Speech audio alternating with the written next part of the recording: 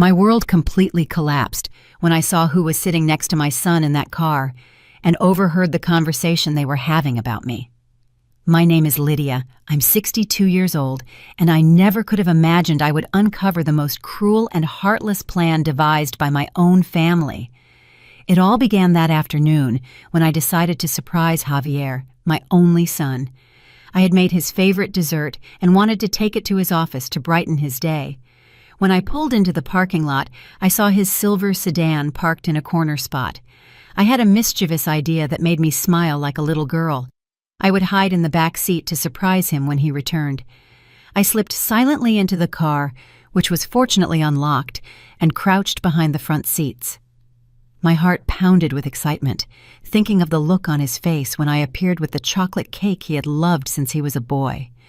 I waited there, holding my breath, listening to every sound in the parking lot. After a few minutes that felt like an eternity, I heard footsteps approaching. The car doors opened and Javier got in the driver's seat. But then another person took the passenger seat. It was a woman. At first, I thought she might be a co-worker until I heard her voice and immediately recognized it as Raquel, his wife. My first reaction was one of tenderness. How sweet that they had decided to leave work together. But my smile faded as they began to talk. The first words that came out of Raquel's mouth were like daggers to my heart. "Are you absolutely sure no one will suspect anything when it happens?" she asked in a cold voice I had never heard before. "Raquel, we've talked about this 1,000 times. The plan is perfect. Mom will have a very natural, very believable accident. No one is going to question it when a woman her age slips on the stairs in her old house," Javier replied in a tone that chilled me to the bone. The air seemed to escape from my lungs. I couldn't be hearing what I thought I was hearing. My son, my only son, the boy I had raised alone after his father died when he was just 8 years old, was planning to kill me. And after the funeral, when everything calms down, we can sell that old house and move into the subdivision we've always wanted. With the $200,000 that property is worth, plus the savings she has put away, we can live like we've always dreamed. Raquel continued with a perverse excitement in her voice. My mind went numb. That house she called old was the place where I had sacrificed everything to give Javier the best life possible. Every room held memories of sleepless nights when he was sick, of birthdays celebrated with little money but lots of love, of afternoons doing homework together at the kitchen table. "Alvin and Patricia are on board, right?" Javier asked, and hearing those names, my heart broke even more. Alvin was my older brother, and Patricia, his wife, were also involved in this diabolical conspiracy. "Of course they are. Your uncle is desperate for the money ever since he lost his job. And Patricia won't stop reminding me that your mother has always been very stingy with them. She says it's time for the family to get what they deserve," Raquel replied with contempt. Stingy. That word echoed in my mind like a painful echo. I had worked cleaning houses since I was 18 to support my son. I had even sold my wedding jewelry to pay for his college tuition. I never bought myself a new dress so he could have everything he needed. "The life insurance is going to help too. That's another $100,000 we'll get with no problems," Javier added. And in that moment, I knew there was nothing left of the sweet boy I had raised. My tears began to fall silently as I remained crouched, praying they wouldn't discover me. My body trembled not only with fear, but with a sadness so profound, I felt like I was going to break in two. The conversation continued for several more minutes, detailing every aspect of my planned death. They had thought of everything, the exact moment, how to make it look accidental, even how they would act at the funeral to appear heartbroken. When they finally got out of the car and walked away as if nothing had happened, I waited another 10 minutes before I dared to move. I emerged from that car a completely different woman from the one who had entered. The loving, trusting mother had died in that back seat.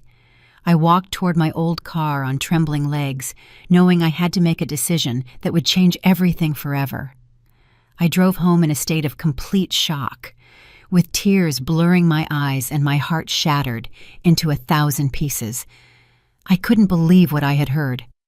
My own son, the reason for my existence, wanted to kill me for money. But to fully understand this betrayal, I need to tell you how we got here, because my story with Javier began 35 years ago when he was born in the midst of absolute poverty. His father, Robert, died in a construction accident when Javier was just 8 years old. He left us with no insurance, no savings, nothing but a small, very old house we had bought with great sacrifice. Overnight, I became a single mother with a child to support and no formal education beyond high school. I started working cleaning houses at the age of 20. I woke up every day at 5 in the morning, made breakfast for Javier, took him to school, and then drove all over the city cleaning offices, houses, apartments, whatever was necessary to bring money home. My hands became rough from the cleaning chemicals. My back bent from carrying heavy buckets, but I never complained. Javier was a bright child, always the best in his class. His teachers constantly told me he had a brilliant future ahead of him, that I had to make sure he went to college. Those words became my life's mission. Every dollar I earned, I saved religiously for his education. When he turned 15, he needed a computer for his school projects. All the other mothers could easily buy them for their children, but for me, it would cost 3 months of work. I sold my wedding ring, the only valuable memento I had of Robert, to buy him that computer. Javier never knew the sacrifice I made, and I never told him because I didn't want him to feel guilty. During his senior year of high school, private universities started sending us information about their law programs. Javier had decided he wanted to be a lawyer, and I was willing to do anything to make that dream come true. The tuition was $20,000 a year, a fortune for a woman like me. I talked to my brother Alvin to ask for his help. He had a good job at an insurance company and lived comfortably with Patricia. I explained the situation to him. I begged him to lend me even a part of the money, promising to pay it back with interest. His response was cruel and direct.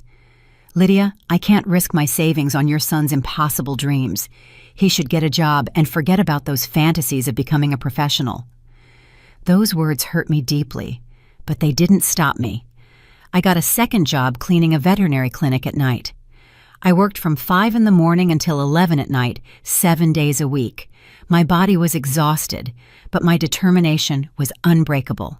I also started selling homemade food on weekends. I prepared tamales, empanadas, cakes, anything that could generate extra income. Javier helped me sometimes, but I preferred he focus on his studies. "Your job is to study, son. Leave the rest to me," I always told him.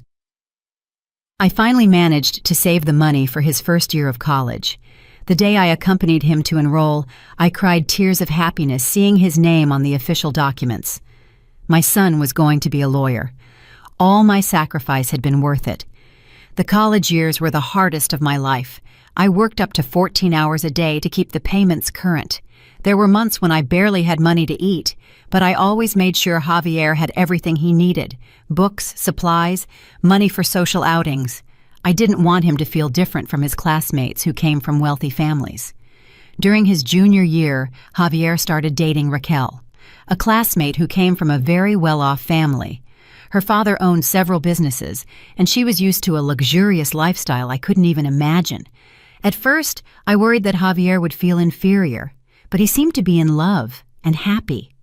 Raquel was always cordial with me, but from the first moment I felt a coldness in her demeanor.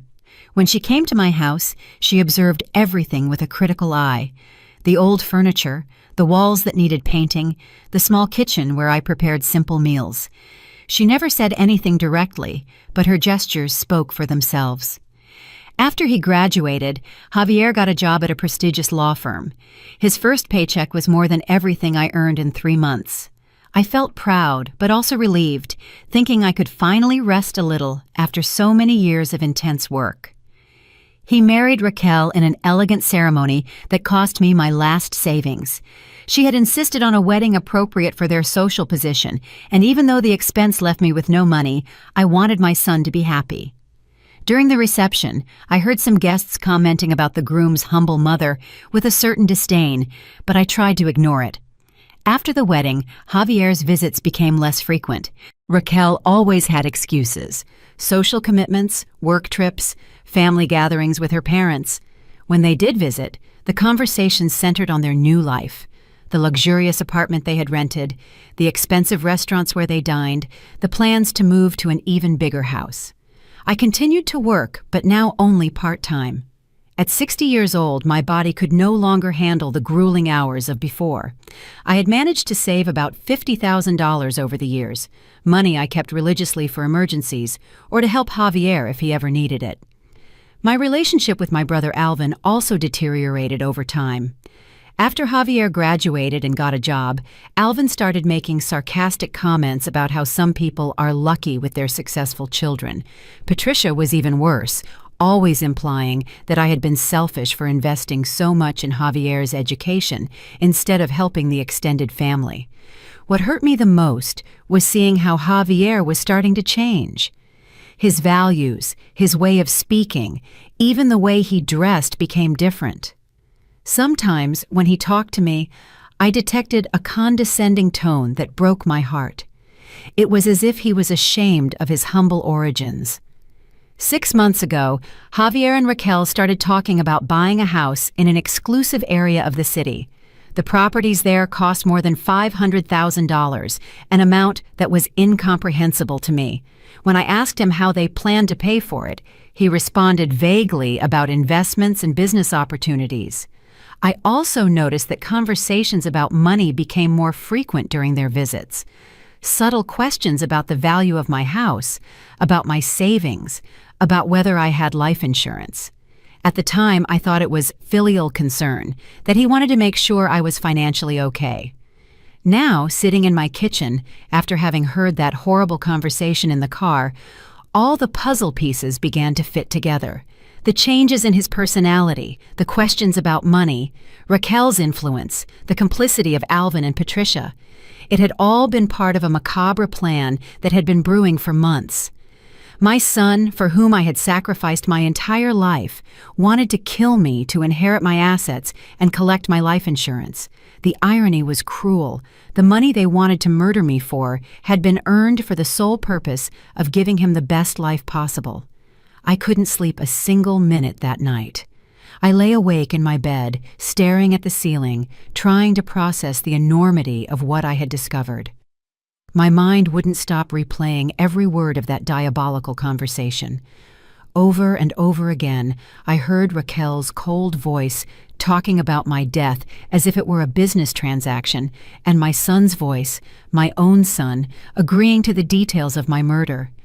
At dawn, I got up with a determination I didn't know I had. If they wanted to play dirty, I could too. But first, I needed to fully understand what I had become to them. I decided to do something I had never done in my life: spy on my own family. Over the next few days, I began to observe Javier and Raquel's behavioral patterns. I parked discreetly near their apartment in the mornings, followed them from a distance when they went out, and paid attention to every detail of their conversations when they visited me. What I discovered horrified me even more. Their lifestyle was completely unsustainable with the income they had. Javier earned a good salary as a lawyer, about $6,000 a month, but Raquel had stopped working after the wedding, and their expenses were excessive. They ate at restaurants that cost more than $200 a dinner. Raquel bought $1,000 designer handbags, and they had rented an apartment with a monthly rent of $3,000. I also found that they had accumulated enormous debts. I accidentally overheard a phone call where Javier was arguing with someone from the bank about late credit card payments. They owed more than $50,000 in loans and cards, and the interest was accumulating quickly. The financial pressure had driven them to desperation, and I represented their only way out. My house, which they had valued at $200,000, my life insurance policy of $100,000, and my savings of $50,000 totaled exactly the amount they needed to save their financial situation and buy their dream house. But the most devastating thing was discovering that my brother Alvin was not only involved, but he had been the one who had originally suggested the idea. One afternoon, while cleaning the office where Patricia worked, I overheard a phone conversation that took my breath away. "Lydia has always been so selfish with her money," Patricia was saying to someone on the phone. Alvin is right. It's time for the family to get what they deserve. That stingy old woman is going to die sooner or later. Why wait? We need that money too. Alvin lost his job 3 months ago and we haven't been able to pay the mortgage. I stood paralyzed behind her office door. My brother had lost his job and hadn't told me anything. Instead of asking me for help as family, he had decided it was better to kill me to get the money. That same night, I decided to confront Alvin directly. I went to his house without warning, something I never did, and knocked on the door with my heart pounding violently. When he opened it, his face showed surprise and a flicker of what looked like guilt. "Lydia, what are you doing here so late?" he asked without inviting me in. "Alvin, I need to talk to you. Can I come in?" I said, trying to keep my voice calm. We went into the living room where Patricia was watching television. She greeted me coldly, as she always had for the past few years. I sat on the sofa and decided to get straight to the point. "Alvin, is it true that you lost your job?" I asked, watching his reaction carefully. His face turned red, and Patricia immediately turned off the television. "How did you find out?" he asked defensively. "It doesn't matter how I found out. What matters is that you're my brother and you didn't tell me anything. Why didn't you ask me for help?" Alvin and Patricia exchanged glances that confirmed my worst suspicions. There was a silent communication between them, as if they had rehearsed this conversation. "Lydia, you've always had your own problems. We didn't want to bother you," Patricia replied with a false smile that didn't reach her eyes. "Patricia, I'm his sister. If Alvin needed help, I would be willing to help him. I have some savings." At that moment, I saw something horrible in my brother's eyes. It wasn't gratitude or relief, but resentment. "Some savings?" he asked sarcastically. "Lydia, we all know you have a lot more than just some savings. You've been hoarding money for years while the rest of the family struggled." His words hit me like slaps. "Alvin, I earned that money by working 14 hours a day to give my son an education. I didn't hoard it. I sacrificed everything for him." "Exactly!" Patricia interrupted with venom in her voice. "Everything for Javier. You never thought about helping your own brother. When he needed money for college, you told him no. But for your little prince, Javier, there was always money." The conversation was getting aggressive, and I could feel the hostility growing in the room. It was as if years of accumulated resentment were bubbling to the surface. "You don't understand," I tried to explain. "I wanted Javier to have opportunities we never had. I wanted to break the cycle of poverty in our family." "And what about breaking the cycle of favoritism?" Alvin shouted, standing up. "What about thinking of your brother who also needs help? It's always been the same, Lydia. Since we were kids, you were Mom and Dad's favorite, and now you act as if you're better than us." These accusations were completely false, but I saw that they had built a narrative to justify their resentment. In their version of the story, I was the selfish, privileged sister, while they were the misunderstood victims. "If you needed money so badly, why didn't you ask me directly?" I insisted, even though I already knew the answer. Patricia laughed bitterly. "So you could give us handouts like we were beggars? So you could make us feel inferior like you always have?" "I have never tried to make you feel inferior." "Oh no?" Alvin yelled. "And what about when you bought a house and we were still renting? And when Javier graduated from college and our kids barely finished high school? And when you brag about your savings while we struggle to make ends meet?" Every accusation was more unfair than the last. I had worked like a slave to get everything I had. I hadn't inherited anything. I hadn't been lucky. I had sweated blood for every dollar. But to them, my relative success was a personal affront. "Alvin, if you need money, I can lend you $10,000 right now," I offered desperately, trying to find a peaceful solution. $10,000? Patricia scoffed. "Lydia, we know perfectly well how much money you have. The house is worth $200,000, you have $50,000 in savings, and your life insurance is for $100,000, and you offer us $10,000 like we're beggars?" My blood ran cold when I heard those exact figures. They knew too much about my financial situation. Someone had been investigating my finances in great detail. "How do you know so much about my money?" I asked with a trembling voice. Alvin and Patricia fell silent, but their faces gave them away. They had said more than they should have. I got up from the sofa on shaky legs. "I think I have my answer," I said, heading for the door. "Lydia, wait!" Alvin yelled behind me, but I was already leaving the house. That night, I confirmed what I already knew. My own family saw me as an obstacle between them and the money they believed they deserved. It wasn't just Javier and Raquel. It was an entire family conspiracy that had been growing silently for months. The following days were the darkest of my life. I found myself in a situation I never imagined, knowing that my own family planned to murder me, but unable to turn to anyone.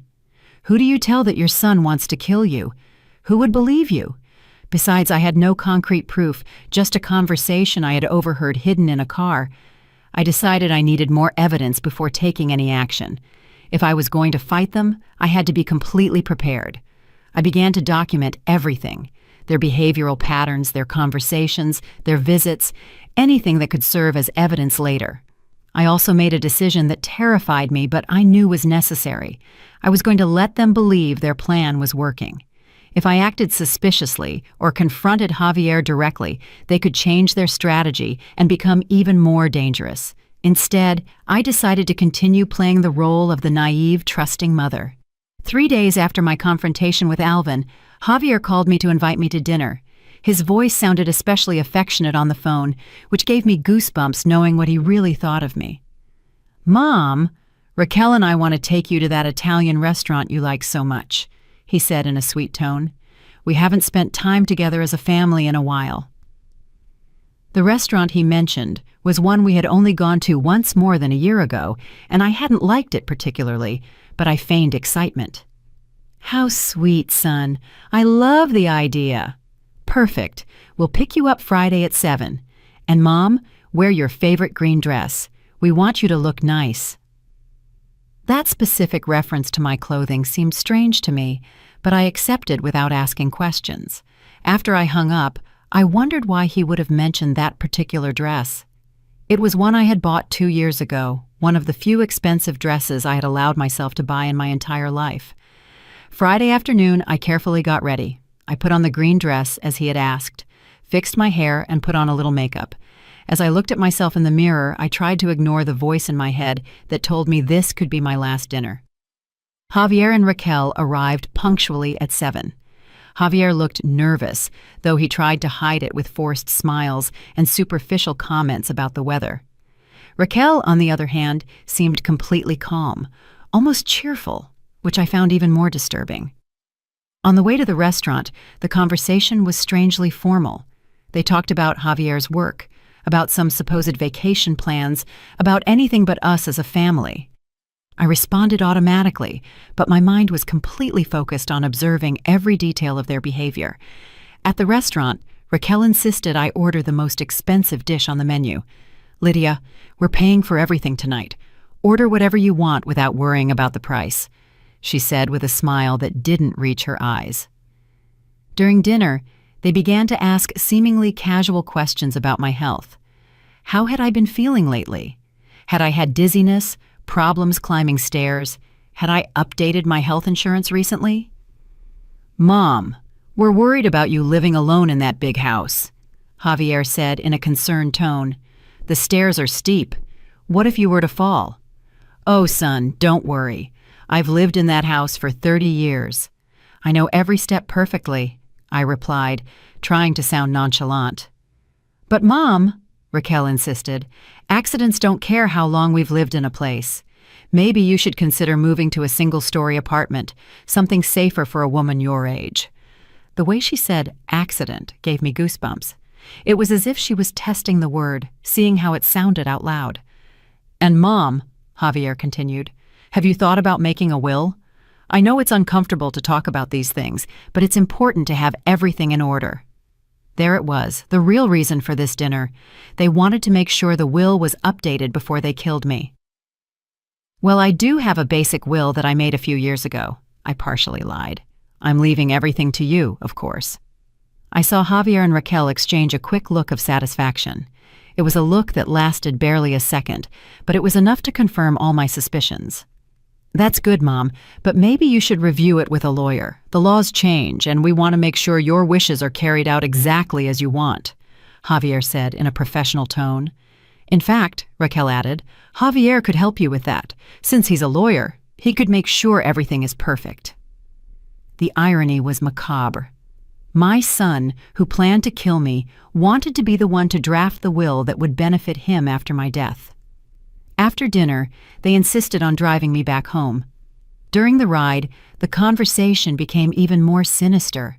They started talking about what would happen in different hypothetical situations. Mom, if something were to happen to you, Javier said in a seemingly worried voice, is there anything specific you would want us to do with your personal belongings? Why are you talking about such sad things? I asked, feigning annoyance. I plan to live for many more years. Of course, Mom, Raquel quickly said. We just want to be prepared just in case. It's the responsible thing to do. When we arrived at my house, something strange happened. Instead of saying goodbye at the door as they always did, they insisted on walking me inside. Let us help you with the stairs, Mom. It's dark and you could trip, Javier said, taking my arm.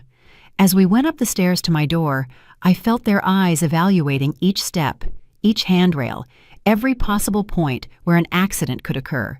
It was as if they were doing a reconnaissance of the crime scene. Once inside, Raquel started walking through the house as if she were inspecting it. Lydia, you really should get better lighting on these stairs. They're very dangerous in the dark.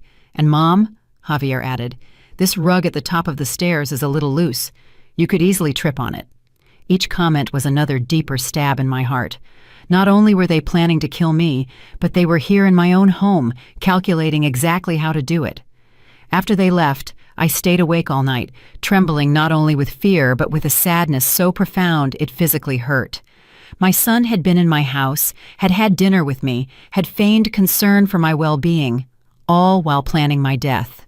That night, I made the most difficult decision of my life. I couldn't just wait for them to execute their plan. I couldn't continue living with the constant terror of knowing that every day could be my last. I had to act, but in a way they would never expect. If they wanted me to have an accident, then that's exactly what they were going to get.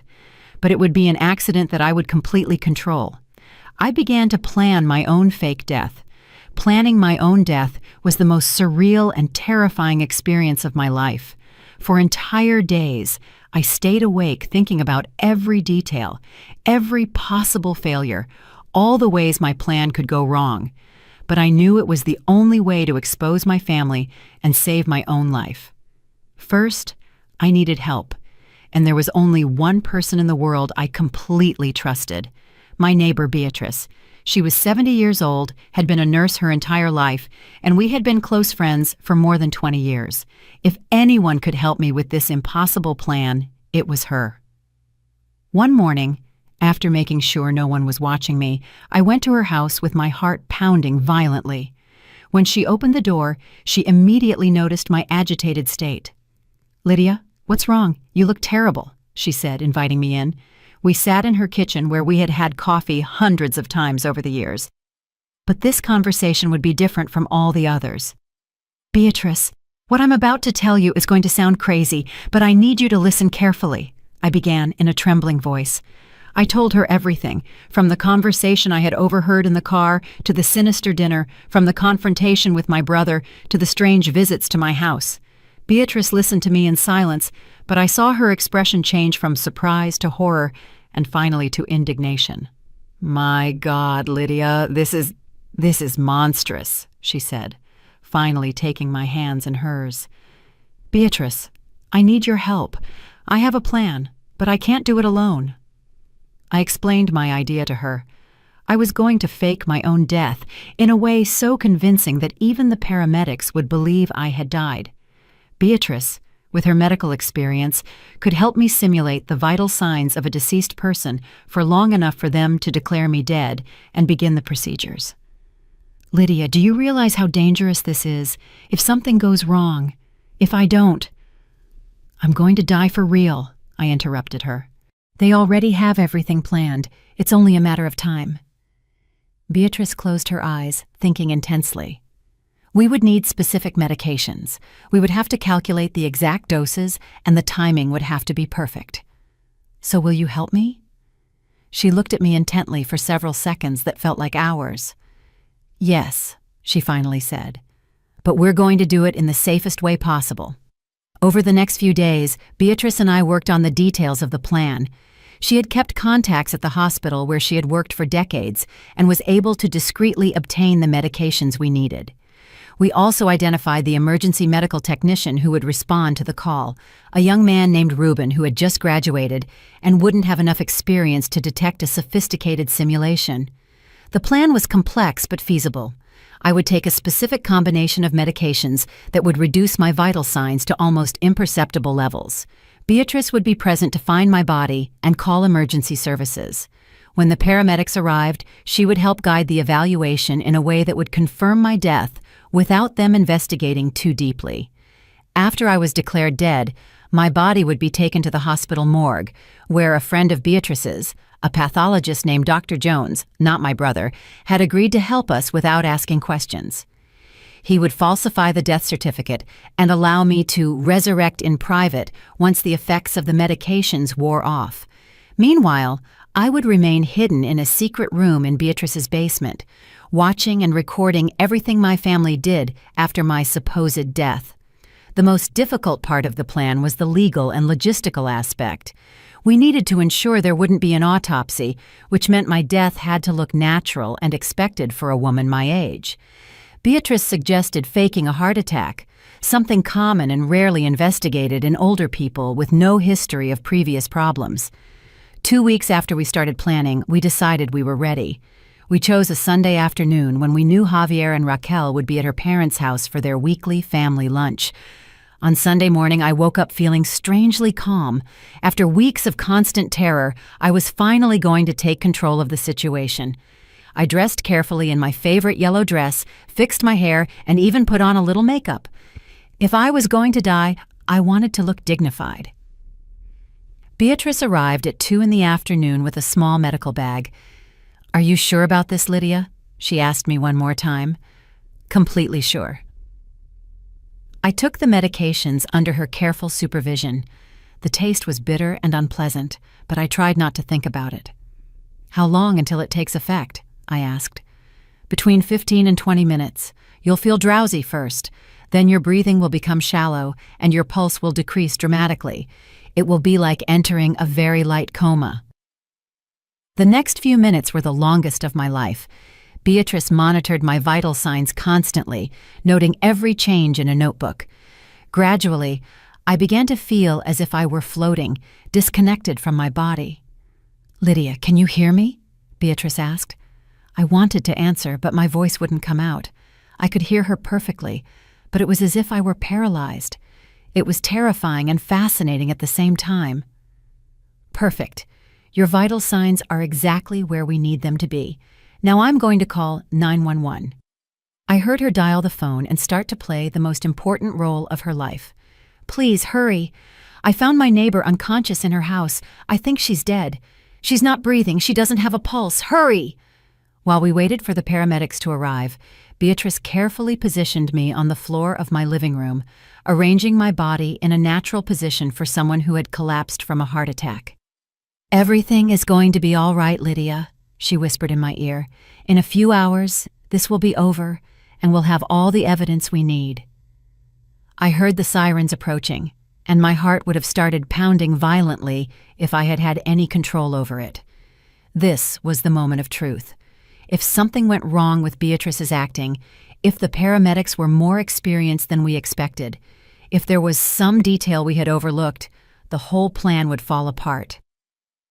The paramedics entered my house with their medical equipment, and from my semi-conscious state, I could hear fragments of their evaluation. 62-year-old female unresponsive. I don't detect a pulse. Respiration is imperceptible. How long has she been like this? "I found her a few minutes ago," Beatrice replied in a broken voice that sounded genuinely distressed. "I came to visit, and the door was open. I found her like this, on the floor." After several minutes of evaluation, I heard the words I had been waiting for and fearing at the same time. "I'm sorry, ma'am. Your friend has passed away. It was likely a heart attack. At this age, it happens very quickly." Officially, Lydia had died. Now began the most difficult part of the plan, observing how my family would react to the news of my death. I woke up in the basement of Beatrice's house, completely disoriented and with a mouth as dry as the desert. The effects of the medications were gradually wearing off, but my body felt heavy and strange. Beatrice was sitting beside me, monitoring my recovery with the same professional dedication she had shown throughout my death. "How do you feel?" she asked, helping me sit up slowly. "Like I was actually dead," I replied in a hoarse voice. "It worked. They officially declared me dead. Perfectly. The death certificate is already signed. Officially, Lydia Monroe died yesterday at 3:45 in the afternoon from a sudden heart attack." The reality of what we had done hit me head-on. I no longer legally existed. I was a ghost, free to observe how my family would react without them knowing I was watching. "Did you call Javier?" I asked, though the question physically hurt me. "Yes, I called him last night after they took you to the hospital. His reaction was disturbing." Beatrice showed me the phone where she had recorded the conversation. With trembling hands, I replayed the audio. "Javier, it's Beatrice, your mom's neighbor. I have some very sad news. Your mother passed away this afternoon." There was a silence that lasted several seconds. When he finally spoke, his voice didn't sound surprised or devastated. It sounded relieved. "Oh my God, what happened?" he asked. But there was something forced about his tone of shock. "It was a heart attack. I found her in her house. The paramedics said it was very quick, that she didn't suffer." "I see. Thank you for calling me, Beatrice. Raquel and I will go to the hospital immediately to take care of everything." "Javier, I'm so sorry. I know how much you loved your mother. Yes, it's a terrible loss. But my mom had been having some health problems lately. I guess it was her time." That lie about my supposed health problems pierced me like a dagger. He was building a narrative to justify my death before anyone asked uncomfortable questions. After listening to the recording, I couldn't hold back the tears, the coldness in his voice, the ease with which he had accepted the news, the lie about my health. It all confirmed that they had really been planning my death. "There's more," Beatrice said softly. "I installed hidden cameras in your house before you died. I wanted to capture their reaction when they went to pick up your things." She showed me her laptop, where she had access to the cameras in real time. On the screen, I could see my own living room, empty and silent.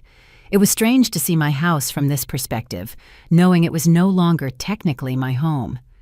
"When do you think they'll come?" I asked. "Probably today. People don't usually wait long to go through the belongings of the deceased, especially when money is involved." We didn't have to wait long. Around noon, we heard the sound of keys in the lock of my house. Javier, Raquel, Alvin, and Patricia entered together like a well-coordinated team. What I saw next tore my soul to shreds. There were no tears, no mourning, not even a respectful pause upon entering the house where I had lived for 30 years. They immediately began evaluating my belongings as if they were appraisers at an auction. "Well, finally," Patricia said with obvious relief in her voice. "I didn't think this day would ever come." "Patricia, please," Javier said, but his tone was more of caution than genuine reproach. "We just lost my mom." "Oh, Javier, don't give me the sentimental stuff now. We all know this was necessary," Raquel said, with a coldness that chilled my blood. "Your mother lived her life. Now we can live ours." Alvin was already checking the kitchen cabinets, looking for important documents. "Where do you think she kept the bank papers? We need to find the information for her savings accounts." "Check the desk in her bedroom," Javier suggested. "She was always very organized with those papers." I watched them scatter through my house like vultures, touching my belongings, evaluating their value, planning how they would divide my inheritance. It was like watching my life being torn apart by people who were supposed to love me. Raquel found my jewelry box and began to examine each piece. This gold chain might be worth something, and these earrings, even though they're old, might have some sentimental value for someone. "Sentimental value isn't going to pay the mortgage," Patricia said sarcastically. You'd better focus on what's actually worth money. Javier found my financial documents in the desk drawer, exactly where I had always kept them. Here they are. Savings account at Northwood Bank, $3,000. Checking account, $8,000. And here's the life insurance policy. How much is the insurance? Alvin asked eagerly. $100,000. Sole beneficiary, me. Perfect, Raquel said with satisfaction. With that, plus the savings, plus what we get from selling the house, we'll have enough to buy the new house and pay off all our debts. And we'll get our share, right? Patricia asked in a threatening tone. Of course, Javier replied quickly. As we agreed, a quarter for you. Listening to my family negotiate the division of my inheritance while my body was still fresh in the morgue was more painful than I had imagined. But the worst was yet to come. Alvin found a family photo on my nightstand, one of the few pictures where we all appeared together on a Christmas 5 years ago. Instead of showing any emotion upon seeing it, he threw it in the trash without ceremony. We don't need to keep these sentimental things, he said with disdain. Alvin's right, Raquel confirmed. We need to be practical. We're going to sell the house quickly, so we can't clutter ourselves with useless things. But it was Patricia who said the words that hurt me the most. Honestly, I'm surprised it took her so long to die. With how stubborn she was, I thought she'd live to be 90 just to spite us. They all laughed. They laughed at me, at my death, at my supposed stubbornness for having lived so long. In that moment, any doubt I might have had about the justice of my plan completely disappeared. Javier took out his phone and started making calls. Morrison Real Estate Agency? This is Javier Ruiz. I need you to come appraise a house for a quick sale. Yes, it's urgent. The owner passed away yesterday. We want it on the market this week. They hadn't even planned a dignified funeral. When Raquel asked about the funeral arrangements, Javier replied, simple cremation, no wake, no ceremony. It's cheaper and faster. And if people ask why there was no wake, Alvin asked. We'll tell them it was her last wish, that she wanted something simple and private, Javier replied without hesitation. They were stealing even my dignity in death. There would be no opportunity for my few friends to say goodbye. There would be no recognition of my life of sacrifices. There would be nothing but an anonymous, quick cremation. They spent 3 hours in my house cataloging every valuable object, planning the sale, distributing my belongings as if they were spoils of war. When they finally left, my home had been completely violated. That night, as I watched the recordings over and over again, I made my final decision. It wasn't enough to expose their murder plot. I had to make them pay for every cruel word, for every moment of coldness, for every piece of my life they had destroyed with their greed. Beatrice, I said with determination, I need you to help me with the second part of the plan. What do you have in mind? She asked, although from her expression I could see she already knew it would be something dramatic. I'm going to rise from the dead at the most humiliating possible moment for all of them, and when I do, I'm going to make sure the whole world knows exactly what kind of people they really are. My family believed they had won the lottery with my death. They had no idea that the real lottery was just beginning, and they had bet on the wrong number. The next few days were an emotional roller coaster that took me from the deepest anger to a steely determination I didn't know I possessed. From my hiding place in Beatrice's basement, I continued to watch my family's every move through the hidden cameras, documenting every cruel conversation, every heartless decision they made about my supposed inheritance. Beatrice had installed more discreet cameras in strategic places: Javier's office, Alvin's house, even in Raquel's car. Her experience as a nurse had taught her to be extremely meticulous, and that meticulousness had transferred perfectly to our spy operation. Lydia, you need to see this, Beatrice told me on the morning of the third day, pointing to her laptop screen. Javier is in his office talking to someone on the phone. In the recording, I could see my son sitting at his desk, talking with a smile that made my stomach churn. Yes, Mr. Davis, I understand it's a fast process for life insurance when the death is due to natural causes. Exactly. A heart attack. No, there was no autopsy. The doctor said it was completely normal for a woman her age with her history of stress. How long for the payout? 1 week. Perfect. What impacted me the most was his completely nonchalant tone. There was no trace of pain, not even the discomfort one would expect from someone who had just lost their mother. He sounded like a businessman closing a routine deal. After he hung up, he immediately dialed another number. "Raquel, it's me. Good news. The insurance will be processed this week. $100,000 clean. Yes, I already called the real estate agency. They're coming tomorrow to appraise the house." "What?" "No, I haven't had time to think about feelings. We have to be practical." That last phrase broke my heart. His mother had died just 3 days ago, and he didn't have time for feelings. But what truly prepared me for the final phase of my plan was a conversation we captured that same afternoon between Raquel and Patricia at a downtown cafe. "You know what the best part of all this is?" Raquel said, sipping her latte. "That we finally got rid of that burden. Javier always felt guilty for not visiting her more, for not giving her more money. Now he can live his life without that constant pressure." "Oh, yes," Patricia replied enthusiastically. "And the best part is that no one will ever suspect a thing. It was Alvin's perfect plan. An old lady in her 60s, dying of a heart attack. Who's going to question that?" "Exactly. And now we all win. You and Javier can buy your dream house. Alvin can pay off his debts.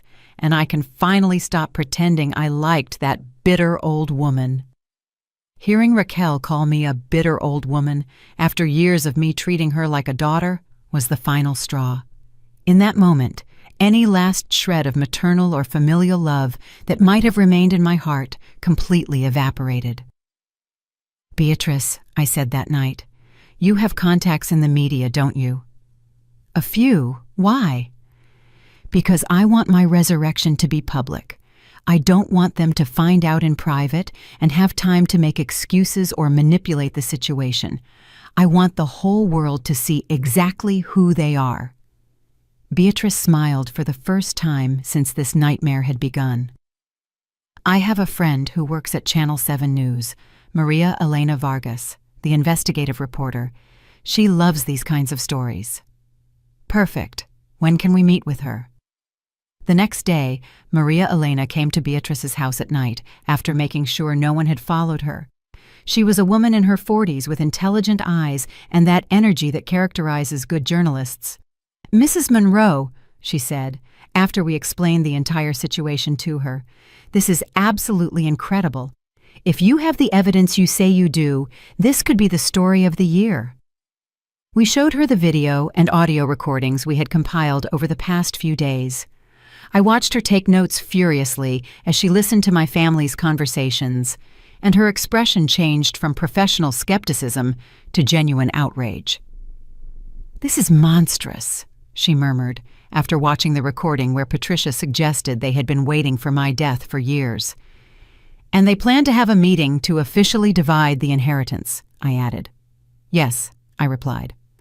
"Javier once told me that when something happened to any family member, we would have a formal meeting to read the will and distribute the assets. He said it was the civilized thing to do." "When do you think that meeting will be?" she asked. "Probably next Saturday. That's when the whole family is usually available." Maria Elena closed her notebook and looked me directly in the eyes. "Mrs. Monroe, if we do this, there's no going back. Once it airs, your life and your family's lives will change forever." "They already changed forever the day they decided to kill me for money," I replied without hesitation. "Now I want the whole world to know what kind of people they really are." Over the next few days, Maria Elena and her team prepared everything for what they called the most dramatic resurrection in the history of local television. They installed additional cameras in my house, coordinated with the police department to have officers ready to arrest my family for conspiracy, and even contacted a judge to be present during the revelation. The plan was simple but devastating. My family would gather at my house on Saturday afternoon for the official reading of the will. While they were discussing how to divide my inheritance, I would appear at the front door, accompanied by the television cameras, the police, and all the evidence of their conspiracy. On Friday night, Javier called all the family members to confirm the meeting. "Tomorrow at 3 in the afternoon at Mom's house," he told each one. "Bring ID because the lawyer will need to verify who the legal heirs are." That lie about the lawyer enraged me. There was no lawyer. They had just invented that excuse to make the meeting seem more official and legal. That night, I could barely sleep, but it wasn't due to nerves. It was due to anticipation. After days of pain, betrayal, and humiliation, I was finally going to get justice. But more than justice, I was going to get something even more satisfying, the complete truth exposed for the whole world to see. Saturday morning, I got ready carefully. I put on the red dress I had bought for Javier's wedding. I did my makeup as if it were a special occasion and fixed my hair impeccably. If I was going to rise from the dead, I wanted to look absolutely radiant. "Are you ready for this?" Beatrice asked me as she checked the recording equipment one last time. "I've been ready since the moment I heard my son planning my death," I replied with a calm that surprised me. "Today, they're going to find out that Lydia Monroe isn't so easy to kill." Maria Elena arrived with her camera crew at 2 in the afternoon. "The hidden cameras show they're already arriving at your house," she informed me. "Your brother and sister-in-law just got here. Your son and daughter-in-law are parking now." I watched on the screens as my family entered my house for the last time as heirs. They didn't know that in an hour, their lives would turn into a public nightmare from which they would never recover.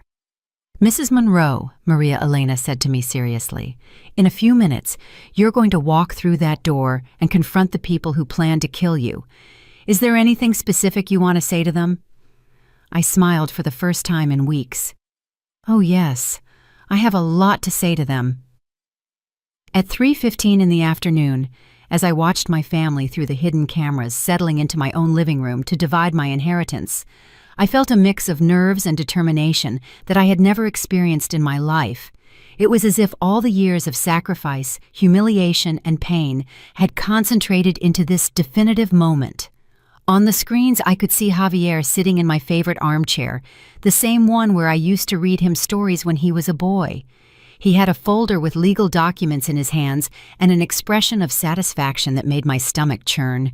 Raquel was beside him, wearing a new dress that had probably cost more money than I spent on clothes in an entire year. Alvin and Patricia occupied the sofa, and I could see the greed in their eyes as they waited to hear the exact figures of my inheritance. Patricia had even brought a notebook, where she was writing down numbers as if it were a business meeting.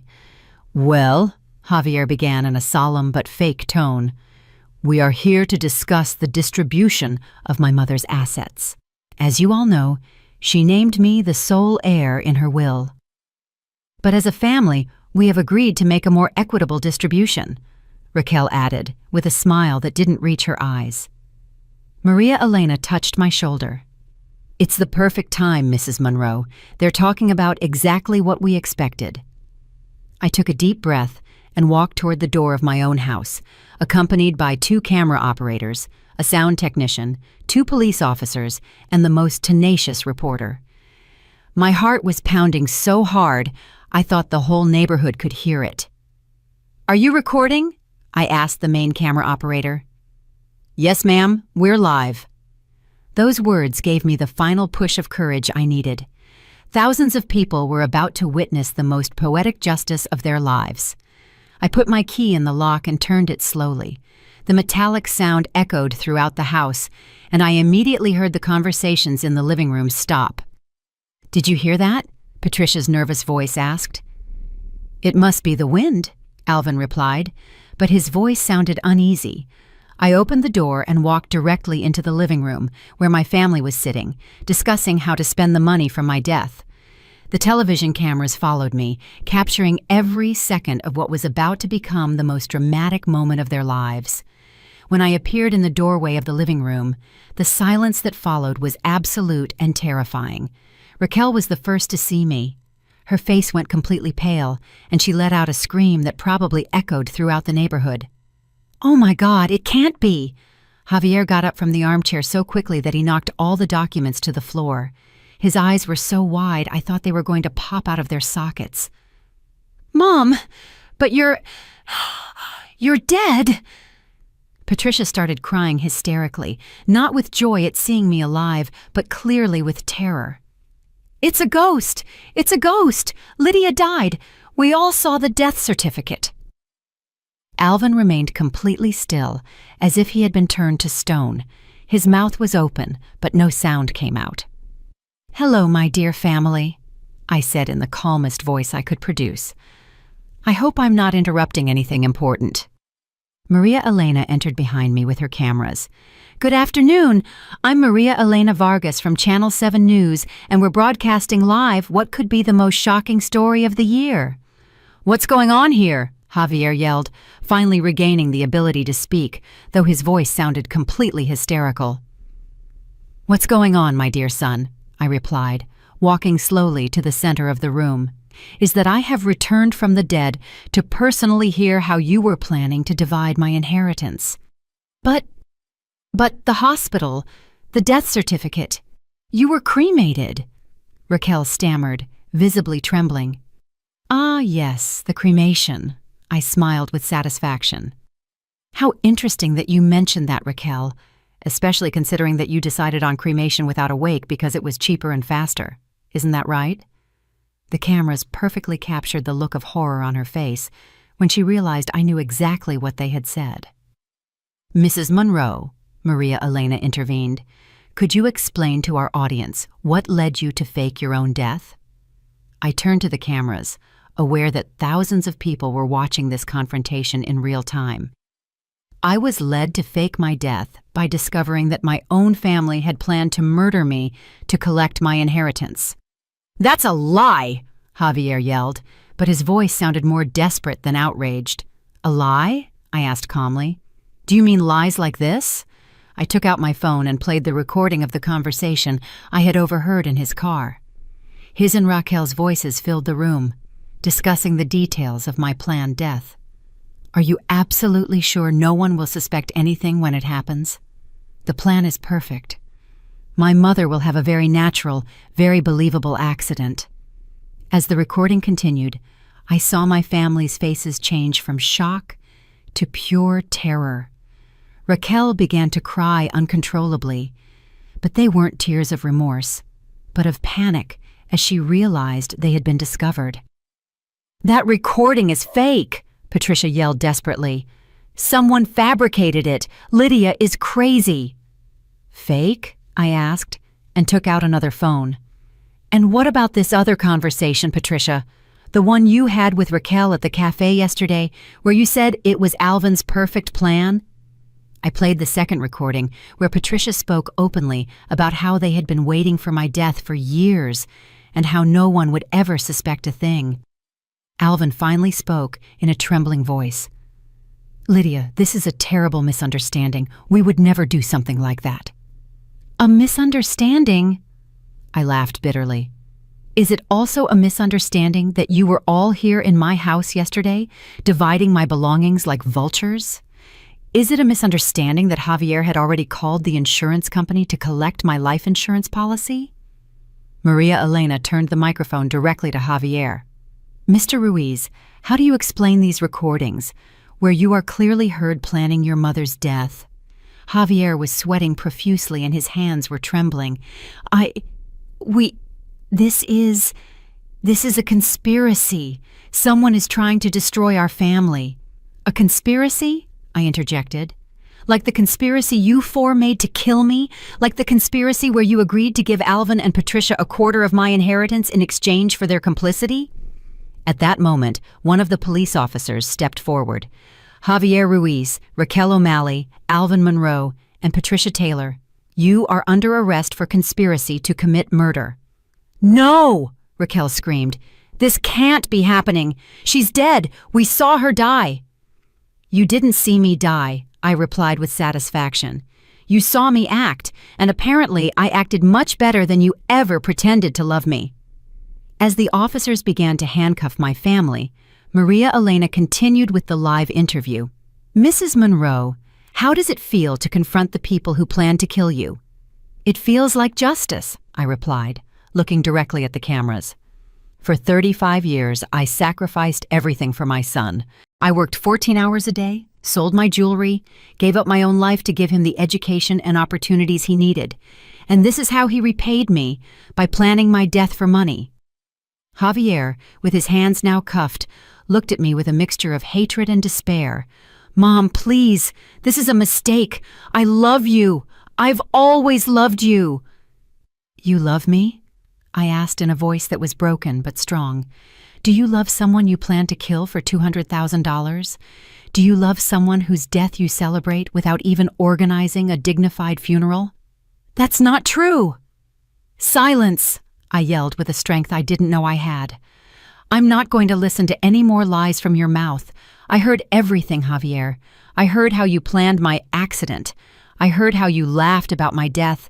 I heard how Patricia said she was surprised it had taken me so long to die. I heard how you divided my money before my body was even cold. The tears finally began to fall from my eyes, but they weren't tears of sadness. They were tears of liberation. Maria Elena, I said, turning to the reporter, I want the whole city to know that family isn't always the one you share blood with. Real family is the one that loves you unconditionally, that takes care of you when you're vulnerable, that mourns your death instead of celebrating your inheritance.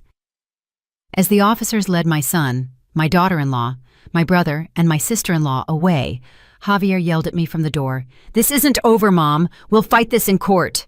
"No, Javier," I replied with a calm that surprised me. "This ended the day you decided your mother was worth less than money.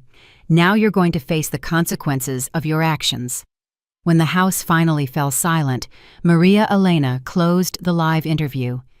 This has been one of the most extraordinary stories I have covered in my 20 years of journalism. A mother who faked her death to expose the family that planned to kill her. From here, Maria Elena Vargas, Channel 7 News. I sank into my favorite armchair, the same one where Javier had been sitting planning my inheritance just an hour before. For the first time in weeks, I felt truly at peace. Beatrice came in and sat beside me. "How do you feel?" "Like I've finally woken up from the worst nightmare of my life," I replied, and as if the real Lydia Monroe just returned from the dead. The months that followed my resurrection were like living in a completely new world. The story went viral within hours, and not just locally. Media outlets all over the country covered what journalists called the most perfect family revenge in modern history. My phone wouldn't stop ringing. TV producers wanted to make documentaries, writers wanted the book rights, and even a Hollywood company contacted me to make a movie. But the most important thing for me was that finally, after decades of silent sacrifice, the whole world knew my story. Social media exploded with messages of support. Thousands of women shared their own stories of maternal sacrifice, of ungrateful families, of children who had abandoned them after receiving everything from them. I became, without wanting to, the voice of all the mothers who had given everything for their families, only to be betrayed in the end. The legal process was faster than expected. The recordings that Beatrice and I had compiled were irrefutable evidence of the conspiracy. Javier, Raquel, Alvin, and Patricia were formally charged with conspiracy to commit first-degree murder, insurance fraud, and planning a homicide for financial gain. During the hearings, their lawyers tried to argue that the recordings had been obtained illegally, but the judge determined that since it was my own house and my own conversations that had been recorded, there was no violation of privacy. In addition, the fact that they had been planning my death justified any means necessary to protect my life. What hurt me the most during the trial was hearing Javier on the stand trying to justify his actions. His lawyer had built a defense based on the idea that I had been a controlling, manipulative mother who had emotionally blackmailed my son throughout his life. My client felt trapped by the constant demands of a mother who was never satisfied with anything, the lawyer argued. Mrs. Monroe used her sacrifice as an emotional weapon against her son, making him feel guilty for wanting to have his own life. Hearing those lies in a courtroom broke my heart once again. They had turned my unconditional love and my sacrifices into something toxic and manipulative. In their narrative, I was the villain, and they were the victims of my supposed maternal tyranny. But when it was my turn to testify, I had the opportunity to tell my side of the story. In a firm but emotional voice, I narrated every sacrifice, every sleepless night, every extra job I had taken to give Javier the best life possible. I described how I had sold my wedding ring to buy him his first computer, how I had worked 14 hours a day to pay for his college, how I had given up my own happiness to ensure his. "Your Honor," I said, looking directly at the judge, "I never blackmailed my son with my sacrifice. On the contrary, I tried to hide it from him so he wouldn't feel guilty. I wanted him to be free to live his life, to be happy, to start his own family. The only thing I never imagined was that that freedom would mean planning my death." The most dramatic moment of the trial came when the prosecutor played the complete recordings of all the conversations we had captured. Hearing those cold voices again discussing my planned death, this time in a courtroom full of people, was devastating, but also liberating. When they played the recording where Patricia said she was surprised it had taken me so long to die, I saw several members of the jury wipe tears from their eyes. When they played the part where Raquel referred to me as that burden they had finally gotten rid of, even the judge had to pause to compose himself. Javier broke down crying during that part of the trial, but I'm not sure if they were tears of genuine remorse or simply terror of the consequences he was facing.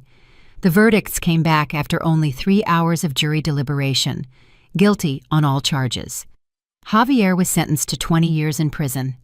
Raquel received 15 years, Alvin 12 years, and Patricia 10 years for being considered the least active in the planning but an essential accomplice in the conspiracy. When the judge read the sentences, none of them looked at me. They kept their heads down, finally facing the reality that their actions had real and devastating consequences.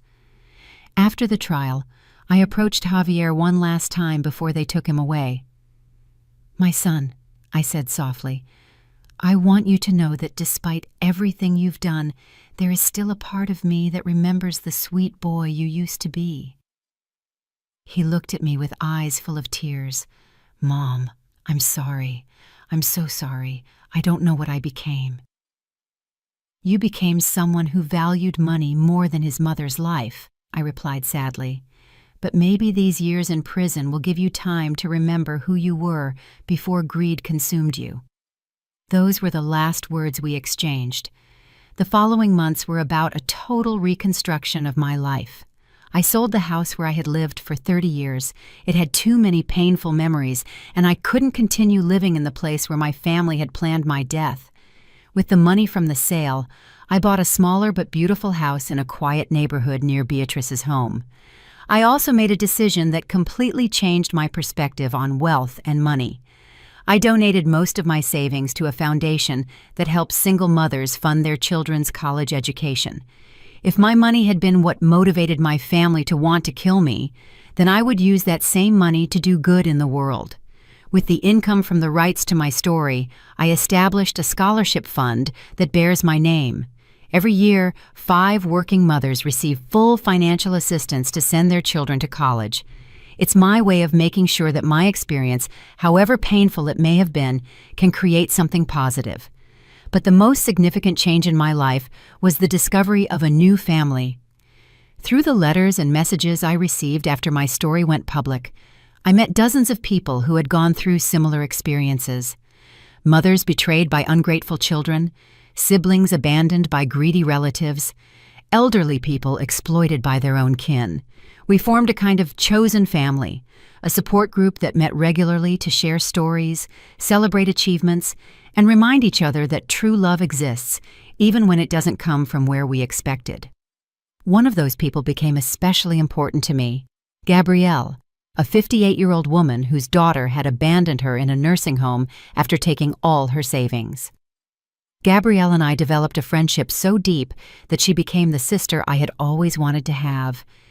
"You know what the most ironic thing about all this is?"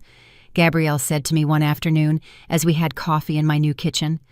Our biological families betrayed us for money, but we found much better families without money having anything to do with it. She was right. My new life was full of people who loved me for who I was, not for what I had. People who celebrated my achievements without calculating how they could benefit from them. People who, when my real, natural death came many years from now, would mourn my passing instead of celebrating my inheritance.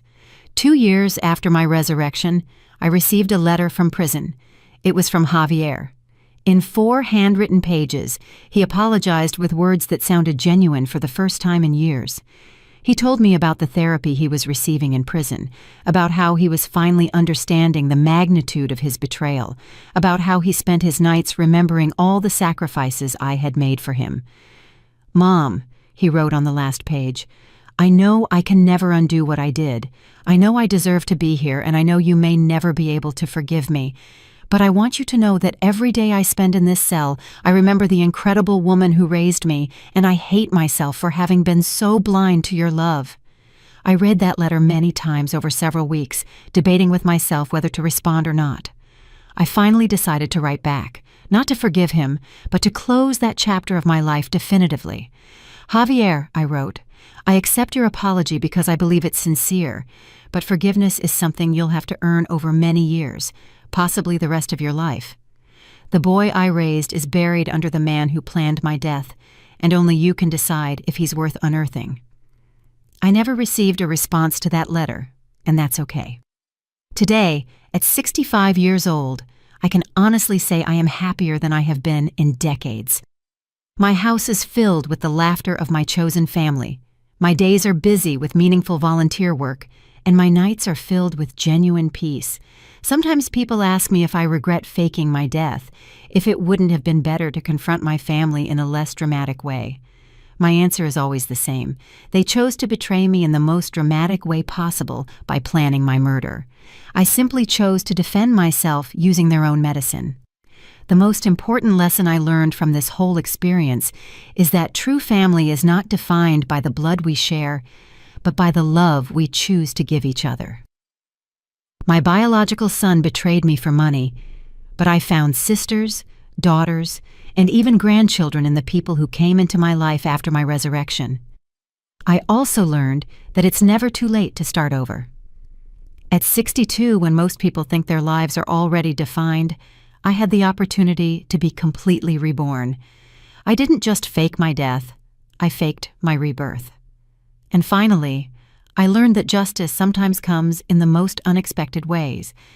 It wasn't a judge or a jury who really punished my family for their betrayal. It was the truth, publicly exposed, that destroyed them. The money they were willing to kill me for became the cost of the lawyers who couldn't save them. Tonight, as I write these last lines of my story, I look out the window of my new house at a garden I planted with my own hands. The flowers I sowed are blooming beautifully, fed not by the bitterness of the past, but by the hope of the future. My name is Lydia Monroe. I'm 65 years old, and this is the story of how I died to truly live. If there is any mother reading this who feels betrayed by the family she sacrificed everything to create, I want you to know that it is never too late to find the love you truly deserve, because in the end, true family is not the one that gives us life, but the one that makes it worth living. Did you like my story, and which city are you listening from? Let's meet in the comments. If you liked the story, you can support me by sending a super thanks so I can keep bringing more stories like this. Thank you so much for your sweet support. I'm looking forward to your comments on the story. On the screen, you can see 2 new life stories that I highly recommend. There's so much more on my channel. Don't forget to subscribe. See you in the next life story with love and respect.